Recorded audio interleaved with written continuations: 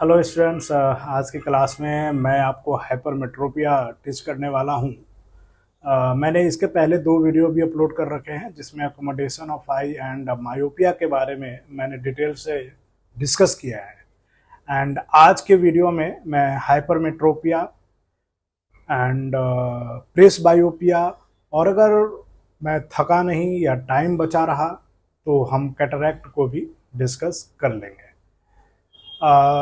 इन सारे जो भी डिफेक्ट हैं उनका डिफेक्ट का क्या मतलब है, एंड इसमें इनके पीछे के रीज़न क्या हैं, साथ ही साथ कि इनको हम कैसे रेक्टिफाइड करेंगे, इन सारी चीज़ों को हम डिस्कस करने वाले हैं। कुछ न्यूमेरिकल्स के पॉइंट ऑफ व्यू से कुछ चीज़ें भी बताऊंगा जो कि आपके लिए हेल्पफुल होगा। तो चलिए स्टार्ट करते हैं। हाइपरमेट्रोपिया, इसे हम क्या बोलते हैं कि long sightedness and far sightedness भी कहते हैं। भले ही हम इसे लॉन्ग साइटेडनेस और फार साइटेडनेस बोल रहे होते हैं, बट इसमें हमारा नियर पॉइंट जो होता है वो हमारा डिफेक्टिव हो जाता है। यानी कि इसमें कोई बंदा, जैसे अगर किसी को हाइपरमेट्रोपिया है तो वो नज़दीक की चीज़ें नहीं देख पाएगा। जैसे कि हमने आपको बता रखा है कि जो हमारा नियर पॉइंट है वो 25 सेंटीमीटर है। जैसे ऐसे मैं खड़ा हूं तो ये हमारा 25 सेंटीमीटर है। इससे कोई ऑब्जेक्ट जैसे मैंने अपना हाथ यहाँ पर रखा, अब ये मेरे को बहुत ज़्यादा क्लियर नज़र नहीं आ रहा। यहाँ पर कर रहा हूँ, बिल्कुल क्लियर नज़र आ रहा है। तो मैं हाइपरमेट्रोपिक नहीं हूँ, लेकिन जिनको हाइपरमेट्रोपिया हो रखा है उनको नज़दीक की चीज़ देखने में काफ़ी दिक्कत होती है। जैसे वो न्यूज़पेपर पढ़ने में उनको दिक्कत होगी, मोबाइल फ़ोन चलाने में दिक्कत होगी, बुक्स वगैरह पढ़ने में उनको दिक्कत होगी। तो कभी भी देखो कि कोई भी बंदा है जिसको ये सारी दिक्कत हो रही है, इसका मतलब है कि उसको हाइपरमेट्रोपिया है। उसका जो नियर पॉइंट है वो डिफेक्टिव हो चुका है। वो नियर पॉइंट 25 सेंटीमीटर से आगे की तरफ बढ़ चुका है। वो 30 हो चुका है, 35 हो चुका है, 50 सेंटीमीटर हो चुका है। ये सारा चीज, ये सारे केसेस उस बंदे में पॉसिबल हैं। इस हाइपरमेट्रोपिया को हम ये भी बोल सकते हैं कि ये ना मायोपिया का उल्टा है, क्योंकि मायोपिया में हमें दूर की चीजें नजर नहीं आती। जैसे कोई बच्चा है अपने क्लासरूम में बैठा है, उसको ब्लैक बोर्ड नजर नहीं आ रहा, या ब्लैक बोर्ड पे जो लिखा हुआ है वो ब्लर्ड नजर आ रहा है, तो उस बच्चे को ना मायोपिया है। लेकिन इस केस में क्या होगा, हाइपरमेट्रोपिया के केस में, कि आपको ना नजदीक की चीज नजर नहीं आएगी। जैसे आप बुक्स नहीं पढ़ सकते, न्यूज़पेपर नहीं पढ़ सकते, रात में मोबाइल नहीं चला सकते, रात में क्या दिन में भी नहीं चला सकते। अगर नजर नहीं आ रहा है तो आपको ऐसे मोबाइल ऐसे दूर रख के चलाना पड़ेगा और नजर आएगा। एक इससे मैं इंसिडेंट आपके साथ शेयर कर रहा हूँ कि जब मैं बच्चा था, आप ही लोग के एज से भी थोड़ा छोटा था, मतलब 7th 8th में पढ़ता था, तो हमारे नाना जी ने बोला कि बेटा जाओ चश्मा लेकर आओ। तो मेरा दिमाग कि चलो नाना चश्मा लगाते हैं, मैं चश्मा लेकर आता हूँ। तो जब मैं चश्मा लेकर आया तो नाना जी को देख रहा हूँ कि सपोज दैट ये एक न्यूज़पेपर मैं होल्ड कर रहा हूँ और वो न्यूज़पेपर को ऐसे करके ऐसे काफी दूर करके पढ़ रहे हैं। अब मेरा दिमाग खराब हो गया, है ना, कि जब इनका आंख खराब है तो ये कॉमन सी चीज है कि उसको नजदीक रखेंगे तो ज्यादा दिखेगा, और ये नाना जी दूर रख कर क्यों देख रहे हैं। तो मैंने नाना जी से पूछा कि नाना जी ये आप दूर रख कर क्यों कर रहे हो, जब आपका आंख खराब है तो थोड़ा नजदीक रख लो तब नजर आएगा।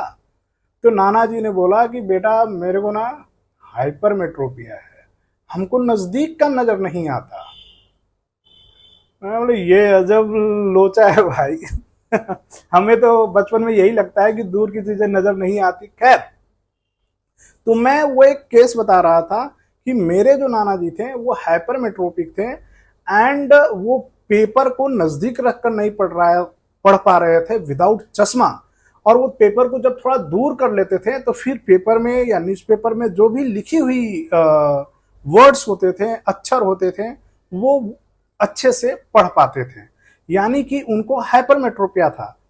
अब मैं अपना केस बताऊं कि मैं 12th में था एंड कहीं पर कोई टेस्ट सीरीज चल रही थी और मैं टेस्ट सीरीज देने गया था एंड मैं बिना चश्मे का था। अब जो बोर्ड पे लिखा हुआ था ना वो मेरे को ब्लर्ड नजर आ रहे थे, तो मैंने टीचर को बोला कि मतलब बगल वाले बच्चे को बोला ये टीचर ना मतलब पागल हो गया है, जब एक बार में 400-500 बच्चों को पढ़ा रहा है तो इसको थोड़ा बड़ा बड़ा लिखना चाहिए, तब ना पीछे वाले बच्चे को नजर आएगा। तो उस लड़के ने मेरे को ये बोला कि ना मेरे को तो नजर आ रहा है। मैंने बोला है तुम्हें नजर आ रहा है, मेरे को तो नजर नहीं आ रहा। मैंने फिर सर को बोला कि सर थोड़ा बड़ा बड़ा लिखो। सर ने बोला डॉक्टर को जाकर चेक कराओ। फिर मैं जब डॉक्टर के पास गया तो मेरे को पता चला कि मैं मायोपिक हूं, मेरे को दूर का ऑब्जेक्ट नजर नहीं आता। एंड हाइपरमेट्रोपिया के केस में क्या होता है कि नजदीक की चीजें हमें नजर नहीं आती। तो नजदीक की चीजें जब नजर नहीं आती तो इस केस में अगेन मैं बोलूंगा कि जो 25 सेंटीमीटर का जो हमारा नियर पॉइंट है वो नियर पॉइंट 25 सेंटीमीटर से आगे की तरफ शिफ्ट कर चुका है। सपोज दैट कोई बंदा है उसका नियर पॉइंट आगे की तरफ शिफ्ट कर गया एंड वो शिफ्ट करके मान लो कि 35 सेंटीमीटर हो गया। तो एक हेल्दी पर्सन का जो विजन होता है वो विजन में वो 25 सेंटीमीटर टू इंफिनिटी देखता है। बट जो हाइपरमेट्रोपिक, जो मैंने बोला क्या बोला मेरे को मैं खुद भूल गया, मान लो कि ये केस में इसमें हम 40 सेंटीमीटर लेते हैं कि एक बंदा है जिसका नियर पॉइंट जो है नियर पॉइंट हमारा 40 सेंटीमीटर है। तो now that person can see only 40 centimetre to infinity. यानी कि ये वाला केस जो है, ये वाला केस हमारा हाइपरमेट्रोपिया का केस है। अब वो बंदा 25 टू जो 40 का जो रेंज है, 40 सेंटीमीटर का जो रेंज है, इस रेंज में वो नहीं देख सकता। और इस रेंज में अगर देखना है तो फिर चश्मा लगाना पड़ेगा। ठीक है, तो एक बार मैंने बोर्ड्स पे कुछ चीजें लिख रखी है एंड मैंने इन्हीं सारी टॉपिक को अभी डिस्कस किया कि हाइपरमेट्रोपिया में we can't see near by object, can not read book and near point shifted away from 25 centimeter and it is just opposite to myopia and a person can see only 25 plus to infinity। Plus का मतलब defective vision, मैंने यहाँ पे लिख भी रखा है कि डिफेक्टिव नियर पॉइंट। अगर आपको स्क्रीनशॉट वगैरह लेना है तो मैं साइड होता हूँ, फटाफट स्क्रीनशॉट ले लीजिए। इसके कॉज में अगर जाएं तो हाइपरमेट्रोपिया का जो मेन रीजन होता है कि आई बॉल या जो हमारा आई लेंस होता है उसका कन्वर्जिंग पावर जो है वो डिक्रीज कर जाता है।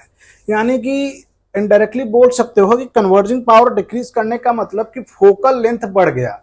जब फोकल लेंथ बढ़ गया और जब रेटिना से आई लेंस की डिस्टेंस बिल्कुल फिक्स्ड है तो उस केस में क्या होगा, उस केस में ये होगा कि जो इमेज बन रहा होगा, यहां पर आप कोई ऑब्जेक्ट मान लो कि ये कोई ऑब्जेक्ट है और जब ये थिकर नहीं कर पाता है, इसके जो सिलियरी मसल्स हैं यहां पर कुछ सिलियरी मसल्स ऐसे ऐसे ऐसे ऐसे ऐसे लगे रहते हैं एंड ये जो सिलियरी मसल्स हैं इनको थिकर नहीं बना पाते हैं। तो इसका मतलब कि इनका फोकल लेंथ बढ़ा हुआ है या जो डिजायर्ड फोकल लेंथ चाहिए होता है वो नहीं हो पाता है, इनका कन्वर्जिंग पावर डिक्रीज कर चुका है और उस केस में जो ऑब्जेक्ट है उसका इमेज जो है बैक ऑफ रेटिना बनता है। और जब ये बैक ऑफ रेटिना बनता है ना तो ये हमें नजर नहीं आता या आता भी है तो क्लियर नजर नहीं आता, ब्लर्ड नजर आता है। एक और जो इसका मेन रीजन है that is due to eye ball being too short. इस केस में क्या होता है कि आई बॉल भी हमारा थोड़ा छोटा हो जाता है, यानी जो डिजायर्ड आई बॉल होना चाहिए था वो कुछ ऐसे भी अगर होता, मान लो कि ये डॉटेड लाइन ही अगर आई बॉल होता तो फिर रेटिना पे ही इमेज बन जाता। यहां पर अगर इमेज बन रहा है तो फिर रेटिना पे ही बनता, लेकिन चूंकि आई बॉल शॉर्ट हो चुका है इसलिए उसका इमेज जो है रेटिना पे बन नहीं रहा और इस कारण से जो नियर बाई ऑब्जेक्ट हैं हमारे, वो हम क्लियरली उसको व्यू नहीं कर पा रहे हैं, उसको नहीं देख पा रहे हैं। इसमें एक रीजन हमेशा ऐड करना कि ये अकोमोडेशन ऑफ पावर जो था उसमें सिलियरी मसल्स का बड़ा ही की रोल होता है। वो आइलेंस को ना उसके आइलेंस को, उसके फोकल लेंथ को घटाता है, बढ़ाता है as per our requirement. But यहां पर सिलियरी मसल्स थोड़ा हमारा वीक हो चुका है और इस कारण से कन्वर्जिंग पावर जो है वो डिक्रीज कर गया। कन्वर्जिंग पावर डिक्रीज करने का मतलब पावर ऑफ लेंस में अगर आप देखोगे तो it is inversely proportional to focal length. अगर ये डिक्रीज कर रहा है तो 100% ये इंक्रीज कर रहा है, और ये इंक्रीज कर रहा है इसका मतलब कि जो आइलेंस है वो थिनर आइलेंस है, वो पतला हो चुका है। जब आइलेंस हमारा पतला होगा तो उसका फोकल लेंथ हमारा बढ़ जाएगा, और जब फोकल लेंथ बढ़ जाएगा तो पावर, जो कन्वर्जिंग पावर है वो डिक्रीज करेगा, और जब कन्वर्जिंग पावर डिक्रीज करेगा तो रेटिना के पीछे में इमेज बनेगा, बिकॉज ऑफ फोकल लेंथ बढ़ चुका है। तो हाइपरमेट्रोपिया के दो मेन रीजन है। पहला रीजन है this one, due to low converging power of eye lens, and the second reason is due to eyeball being too short. बाकी जो चीजें मैंने एक्सप्लेन किया, इन्हीं दो पॉइंट को सपोर्ट करने के लिए मैंने आपको अपने एक्सप्लेनेशन में उसे इंक्लूड किया है। हमेशा याद रखिएगा कि आईबॉल शॉर्ट होने का मतलब है कि रेटिना के पीछे इमेज बनेगा, और कन्वर्जिंग पावर डिक्रीज करने का मतलब है कि रेटिना के पीछे इमेज बनेगा, और सिलियरी मसल्स का पुअर फंक्शन का भी मतलब है कि अगर वो आईबॉल को थिकर नहीं कर रहा तो रेटिना के पीछे इमेज बनेगा। ये सारे चीज एक साथ मिलकर हाइपरमेट्रोपिया के लिए रिस्पॉन्सिबल हैं, और यही मेन कॉज है जिससे हाइपरमेट्रोपिया होता है। अब हम देखेंगे कि इस हाइपरमेट्रोपिया को हम कैसे ठीक करते हैं। तो हाइपरमेट्रोपिया को ठीक करने के लिए हम कॉन्वेक्स लेंस का यूज करते हैं। कॉन्वेक्स लेंस इसलिए बिकॉज ऑफ हमारा जो कन्वर्जिंग पावर था वो हमारा डिक्रीज हो चुका है। तो कन्वर्जिंग पावर को बढ़ाने के लिए हम कन्वर्जिंग लेंस का यूज करते हैं, एंड कन्वर्जिंग लेंस जो है हमारा, दिस इज कॉन्वेक्स लेंस। तो चूंकि आईबॉल या आई लेंस का कन्वर्जिंग पावर डिक्रीज हो चुका है, तो हम एक्सटर्नली अपने आई, पूरे जो सिस्टम है हमारा आईज का, उसके कन्वर्जिंग पावर को बढ़ाने के लिए हम कन्वर्जिंग लेंस यूज करते हैं, जो कि हमारा कॉन्वेक्स लेंस है। अच्छा, कॉन्वेक्स लेंस कैसे फंक्शन करता है, कैसे हम चश्मा लगाने के बाद फिर हम देखने लगते हैं। मान लो कि किसी बंदे का नियर पॉइंट, जो डिफेक्टिव नियर पॉइंट है, वो 40 सेंटीमीटर है, यानी वो 40 सेंटीमीटर पे किसी भी ऑब्जेक्ट को रखकर अच्छे से देख सकता है। तो ये चश्मा क्या करता है कि किसी भी, जैसे मैं यहां तक अभी देख रहा हूं और मेरा डिफेक्टिव यहां तक हो गया, तो होगा क्या कि जब मैं किसी ऑब्जेक्ट को यहां पर रखूंगा तो वो डिफेक्टिव फार पॉइंट पे उसका इमेज बना देगा, और उस इमेज को देखने के लिए हमारा आई जो है कैपेबल है, और फिर हम उस इमेज को देख लेते हैं। इस तरीके से हमारा जो चश्मा है काम करता है, यानी कि जो ऑब्जेक्ट है उसका इमेज हमारा डिफेक्टिव जो नियर पॉइंट है उस पे बनता है, और उस डिफेक्टिव नियर पॉइंट जो हमारा एक्सटेंड कर चुका है 25 सेंटीमीटर से, जब वहां पर इमेज बनता है तो उस इमेज को चूंकि हमारा आई देख सकता है, इवन चश्मा निकालने के बाद वो बंदा चश्मा भी न पहने तो 40 सेंटीमीटर पे जो ऑब्जेक्ट रखेगा वो देख सकता है। तो जब वो लेंस उसका इमेज 40 सेंटीमीटर पे बना देता है, 40 सेंटीमीटर एक एग्जांपल है, तो वहां से वो ऑब्जेक्ट जो है, सॉरी वो आई जो है या वो पर्सन जो है, उस 40 सेंटीमीटर के इमेज को काफी अच्छे से देख लेता है। यहां पर मैंने कुछ 3 पॉइंट यहां पर इंक्लूड कर रखे हैं। जो पहला पॉइंट मैंने लिख रखा है, that is it is corrected by using convex lens. हम कॉन्वेक्स लेंस यूज करते हैं, क्यों करते हैं कि since converging power is decreased, so we use converging lens to maintain overall converging power of eye. क्योंकि हमारा जो रिक्वायरमेंट है कन्वर्जेंस का, वो हमें हमारे आई के थ्रू मिल नहीं रहा, तो हम एक्सटर्नल सपोर्ट दे रहे हैं और वो कन्वर्जिंग लेंस हमारे आई के ओवरऑल जो कन्वर्जिंग पावर है उसको बूस्ट कर देता है। Convex lens forms image of an object at defective far point from which our eye see clear object। यानी कि जो डिफेक्टिव फार पॉइंट है वहां पर किसी भी ऑब्जेक्ट का इमेज बना देता है जहां से हम बहुत अच्छे से देख लेते हैं।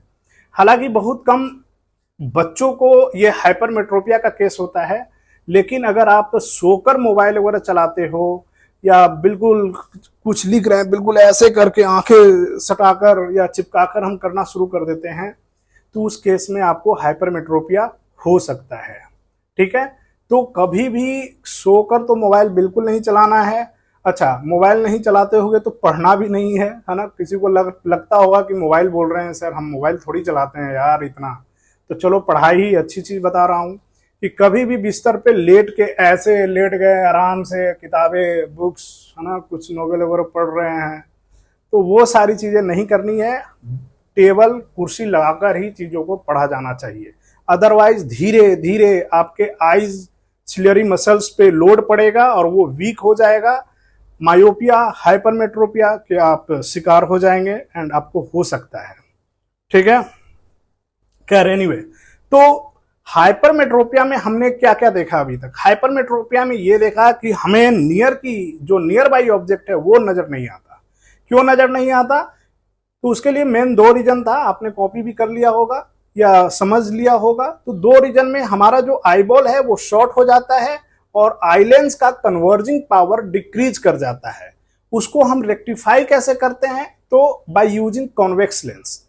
ये 4-5 पॉइंट ही मेन है, बाकी जो भी चीजें हैं वो आपके कॉन्सेप्ट को सपोर्ट कर रहे हैं, उसको बूस्ट करेंगे ताकि पेपर में जब एग्जाम हॉल में बैठ जाओ कुछ याद ना आए तो अगर मेरा वीडियो देख रखे हो तो कुछ तो याद आ जाएगा कि हाँ सर ने ये बातें बोली थी। आप उन सारी चीजों को लिख सकते हो। एक चीज और, मेरा चैनल बिल्कुल नया है, जरूर वीडियो को शेयर कीजिएगा, है ना। कुमार आपको स्पेशली बोल रहा हूं क्योंकि आपने बोला था कि सर आपने वीडियो पे बोल दिया करो कि शेयर करो, लाइक करो, सब्सक्राइब करो, क्योंकि हम भूल जाते हैं। तो भूलना नहीं है, लाइक भी करना है, सब्सक्राइब भी करना है, शेयर भी करना है। लेकिन एक चीज है, शेयर उसी को करना जो इंटरेस्टेड हो, जो वाकई में पढ़ने वाला बच्चा हो, देखना चाहता हो, है ना, तो उसी को शेयर करना ताकि जो यूजफुल लोग मेरा वीडियो का एक यूज हो पाए प्रॉपर तरीके से। वैसे शेयर करो, अभी नया चैनल है ना। ठीक है, तो यहां तक में अगर किसी को कोई दिक्कत है तो आप कमेंट में कुछ बता दीजिए, या कोई भी चीज अनक्लियर्ड है तो उसके बारे में भी बता सकते हो, है ना। और शेयर जरूर करना है। अब मैं आपको बताने वाला हूं इसके न्यूमेरिकल को आज बिल्कुल डिटेल से नहीं कराऊंगा, बट न्यूमेरिकल में हम करने क्या वाले हैं वो चीज मैं, न्यूमेरिकल अप्रोच हमारा क्या होगा वो चीज मैं अभी बताऊंगा। लगता है कि आज प्रेस बायोपिया मैं नहीं करा पाऊंगा क्योंकि वीडियो लंबा होता जा रहा है। न्यूमेरिकल अप्रोच के लिए हम क्या करेंगे कि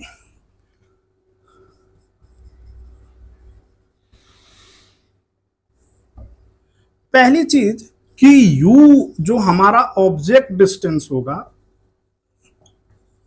जो कि होता है जो हमारा डिजायर्ड डिस्टेंस है ना, 25 सेंटीमीटर पे हम देखना चाहते हैं, हमारा जो नियर पॉइंट है वो 40 सेंटीमीटर पे चला गया है, तो U के लिए हम हमेशा -25 सेंटीमीटर रखेंगे। ठीक है, एंड जो दूसरा पॉइंट है कि V जो कि इमेज डिस्टेंस क्या होता है, ये डिफेक्टिव नियर पॉइंट है, डिफेक्टिव नियर पॉइंट। अच्छा, जो मैंने चीज बोला था ना कि 40 सेंटीमीटर पे इमेज बनेगा, फिर हमारा आई देख लेगा। मान लो कि इस बंदे का 40 सेंटीमीटर है, तो अब अगर किसी ऑब्जेक्ट को आप 25 पे रखोगे तो उसका इमेज 40 पे बनेगा, और जब 40 पे बनेगा तो आई जो उसको काफी अच्छे से देख लेगा, और जब देख लेगा तो बस चश्मा का यही काम था कि कोई भी इमेज 40 पे, नियर बाई ऑब्जेक्ट का इमेज 40 सेंटीमीटर पे बना दे और चश्मा हमारे लिए यूजफुल हो गया। तो न्यूमेरिकल में ये चीजें बिल्कुल हम फिक्स रखेंगे और बिल्कुल जिसको बोलते हैं ना रटा हुआ होना चाहिए कि यू हमारा हमेशा 25 सेंटीमीटर होना चाहिए, वी हमारा जो इमेज डिस्टेंस है, ये डिफेक्टिव नियर पॉइंट है, ये हमेशा 40 सेंटीमीटर होना चाहिए। फोकल लेंथ जो है ये हमेशा numerical after the end of numerical ये हमेशा पॉजिटिव आना चाहिए। क्यों? क्योंकि ये कॉन्वेक्स लेंस है। अगर गलती से निगेटिव आ रहा है इसका मतलब न्यूमेरिकल में कहीं है ना वो तुमने कुछ कैलकुलेशन मिस्टेक कर रखा है। तो ये हमेशा पॉजिटिव होना चाहिए, तभी वो कॉन्वेक्स लेंस, तभी वो कन्वर्जिंग लेंस होगा। तो ठीक है, आज की क्लास में मैं हाइपरमेट्रोपिया तक ही रखूंगा एंड प्रेसबायोपिया थोड़ा छोटा है एंड क्या बोलते हैं कैटरैक्ट, वो दोनों को एक साथ लेकर आऊंगा। तो अगर आपको वीडियो अच्छा लगा हो तो जरूर शेयर करना, है ना। आप वीडियो देखते हैं, मैं जब देखता हूँ ना मेरे 2 सब्सक्राइबर बढ़ गए हैं, मेरे को काफ़ी अच्छा लगता है, मैं काफ़ी मोटिवेट होता हूँ। एंड आप ऐसे ही हेल्प करते रहिए, शेयर कीजिए, सब्सक्राइब कीजिए एंड थैंक यू।